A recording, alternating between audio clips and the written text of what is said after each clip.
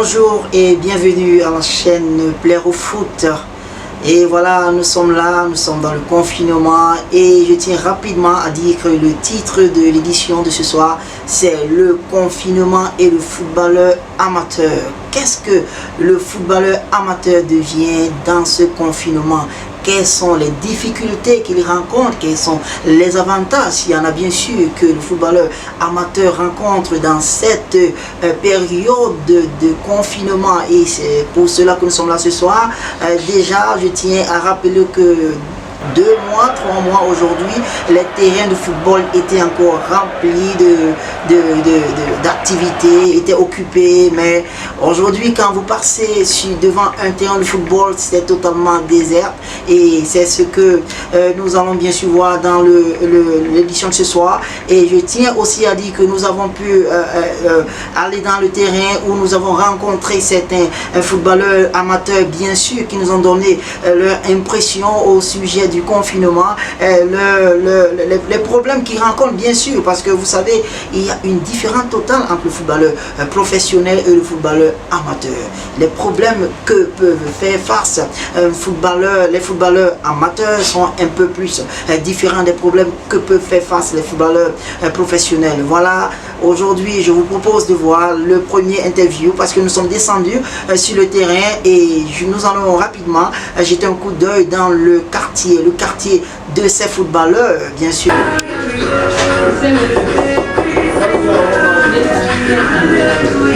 Voilà, nous attendons, nous espérons bien sûr qu'ils vont rencontrer et voilà, c'est ce que nous allons continuer au second entrefait et sur le top. Bonjour, comment vous allez? Ok, est-ce qu'on peut entrer? Merci. Vous savez, les habitudes ont changé bien sûr par rapport aux conditions de l'heure présente.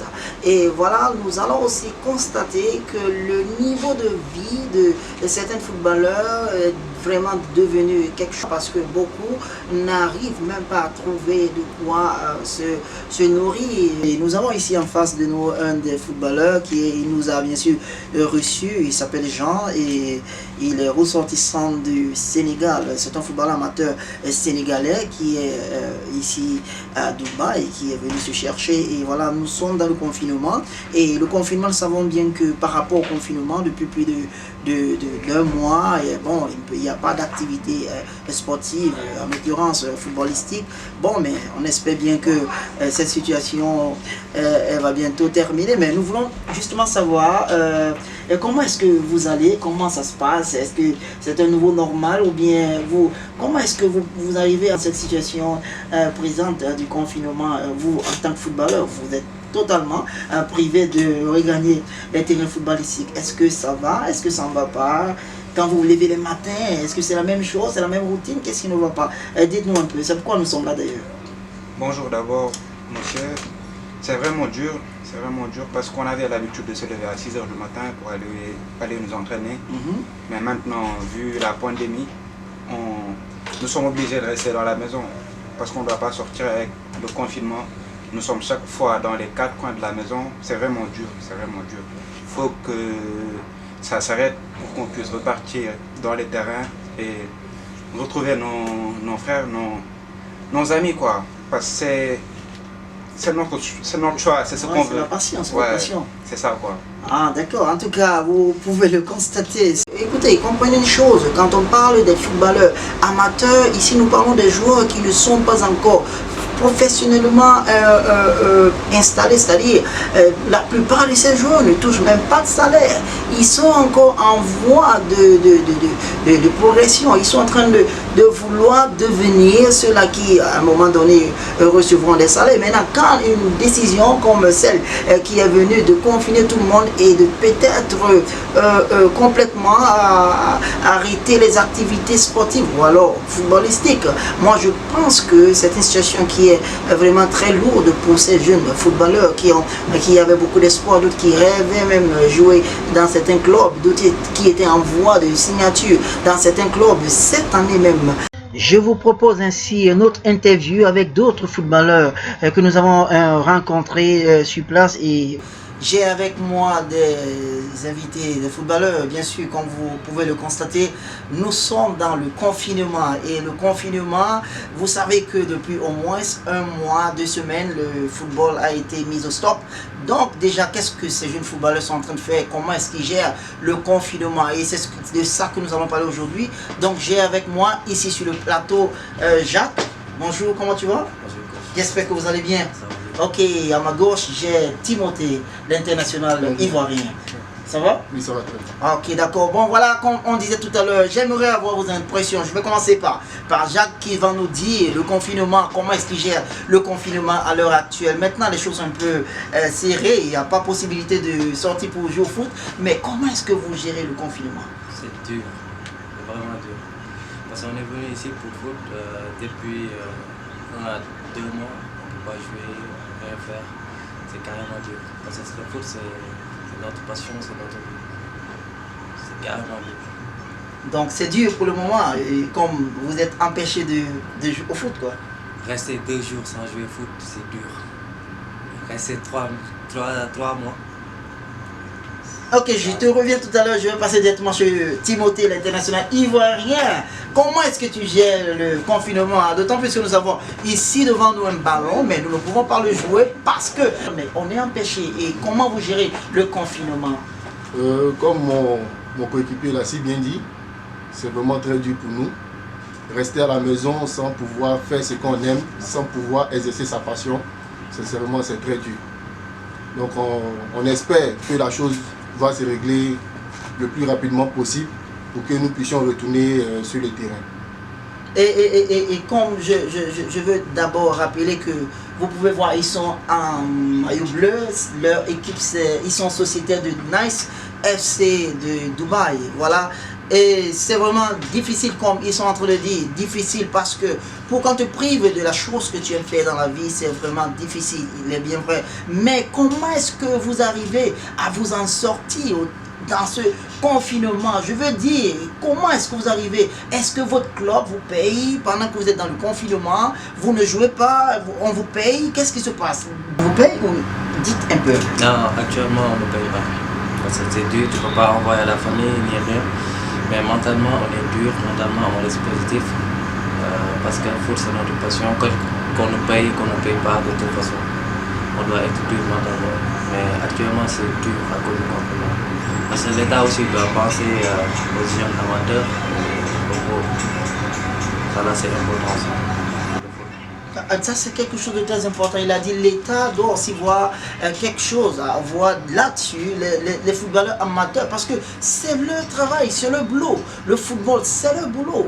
Écoutez, il y a ceux-là qui aujourd'hui sont en train de se chercher à jouer, et si subitement le football est arrêté, comment et combien, ou bien en combien de temps est-ce qu'ils vont apprendre un boulot et avoir quelque chose, à commencer à avoir des revenus? Vous voyez, il y a certains parmi eux qui étaient juste en même de signer, et du coup les choses ont basculé. Bon voilà, comment est-ce qu'on espère que ces gens-là ils vont vivre? Déjà, comme il le dit, ils ne sont pas payés, ils sont confinés, ils doivent payer le loyer, ils doivent manger chaque jour, mais c'est un peu difficile pour eux. Mais avant de continuer, je vais revenir sur Timothée qui va aussi nous dire son point de vue par rapport au fait que dans le confinement, les footballeurs amateurs ne trouvent pas quelque chose qu'ils vont manger, ils ne trouvent pas quelque chose qu'ils vont avoir comme salaire pour pouvoir subvenir à leurs besoins. Alors, quelles sont vos impressions par rapport à cela? Ce que j'aimerais dire, c'est que pour nous les footballeurs amateurs, c'est vraiment difficile. Parce que nous étions venus dans le but de pouvoir nous trouver des clubs et engager une bonne carrière professionnelle. Mais avec le confinement qui a tout bouleversé, tout arrêté, c'est vraiment dur. Nous vivons avec nos petites économies et avec l'aide de certaines personnes, de nos parents, mais c'est vraiment difficile. Comme mon coéquipier l'a dit, si l'État pouvait se pencher un peu sur les footballeurs amateurs que nous sommes, nous apporter de l'aide, sincèrement, ça allait vraiment nous soulager. Oui, parce que en réalité, quand on regarde cet aspect, on peut dire que le confinement, bon, le football est arrêté, les activités footballistiques sont arrêtées pour peut-être 1 mois, 2 semaines, mais bien sûr, la plupart du temps, quand ils prennent cette décision, par rapport aux footballeurs professionnels qui sont déjà assis financièrement, qui ont déjà emmagasiné assez d'argent pour pouvoir se prendre en charge, même pour 2 ans, 10 ans, 20 ans. Quelqu'un comme Didier Drogba, ce confinement, il s'en fout. Quelqu'un comme Lionel Messi, ce confinement, il n'y a pas de problème parce qu'il a quelque chose. Mais surtout, le problème est au niveau des jeunes amateurs qui sont en train d'émerger, dont subitement leurs activités ont été coupées. Mais qu'est-ce que les pays sont en train de faire par rapport à ça? Moi, je pense que ça serait irréfléchi de ne pas jeter un coup d'œil dans cette affaire parce que, franchement, qu'est-ce que vous voulez que ces jeunes-là deviennent là? Qu'est-ce que vous voulez qu'ils fassent maintenant? Et même, moi, je pense qu'on doit s'assurer à ce que tous ceux qui sont là, peut-être, bon, moi, je veux parler des footballeurs, ceux qui sont en train de se chercher à devenir des footballeurs professionnels, qui sont encore amateurs d'ailleurs, qu'on leur donne l'opportunité au moins. Ok, ils ne s'entraînent pas, mais au moins qu'on les prenne en charge, au moins. Que le gouvernement les prenne en charge, parce que c'est ceux-là qui seront les Samuel Eto'o de demain, c'est eux qui seront les Didier Drogba de demain. Si on les néglige maintenant, beaucoup seront obligés d'abandonner. Imaginez ce jeune-là qui, au moins, espérait recevoir une petite mention de ce club-là dans 1 mois, 2 mois, mais que tout comme ça, comment est-ce qu'il va pouvoir faire pour suivre ceux-ci qui sont ici à Dubaï? C'est un peu difficile. Ils doivent payer le loyer, payer l'électricité, le courant, de l'eau et puis le wifi, sans compter qu'ils doivent manger chaque jour. Mais comment est-ce que ça va se passer? C'est vraiment difficile qu'on te le dise. Et je tiens à donner un chapeau à leurs familles respectives qui essaient de les soutenir parce qu'en les voyant parler, ils sont pleins d'espoir, ils sont pleins de rêves et ils pensent qu'ils vont pouvoir le faire. Mais juste pour terminer, je vais me retourner chez Jacques, l'international sénégalais. Comme je ne l'ai pas présenté tout à l'heure, c'est un Sénégalais, international sénégalais bien sûr. Il espère porter son pays très loin. Pourquoi pas être celui-là qui donnera pour la première fois la Coupe d'Afrique au Sénégal.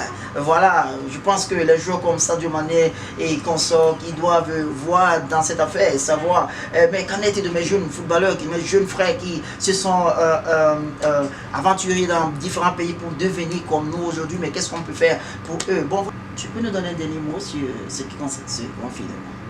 Bon, j'aimerais dire, le souhait de chacun de nous, c'est que la maladie, la pandémie puisse finir rapidement pour que nous puissions retourner sur le terrain. Merci à tous nos téléspectateurs, merci beaucoup de votre fidélité à notre chaîne, merci beaucoup pour ce que vous faites pour nous et continuez à soutenir les jeunes footballeurs. Écoutez, c'est l'envie de réussir, qui les amène à sortir comme ça. Voilà, c'est pas un hasard, mais c'est pour vouloir réussir, surtout dans le domaine footballistique.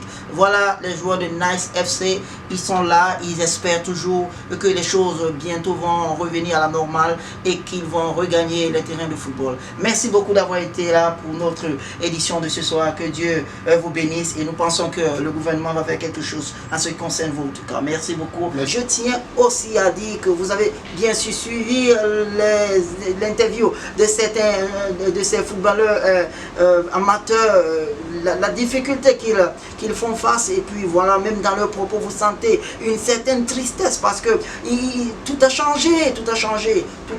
Et voilà notre appel aujourd'hui, c'est que les choses doivent vraiment revenir comme elles étaient et peut-être mieux que ce que nous avions auparavant parce que beaucoup de personnes, leur vie dépend vraiment des décisions que prennent ceux qui sont à l'autorité. Merci beaucoup, c'était chaîne Plaire au Foot.